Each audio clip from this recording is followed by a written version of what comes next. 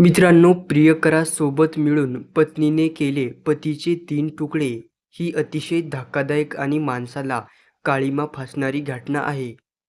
त्यानंतर ही घटना 11 महिने लपून राहिली. जेव्हा ही घटना उघडकीस आली, तेव्हा संपूर्ण महाराष्ट्रच हादरून गेला.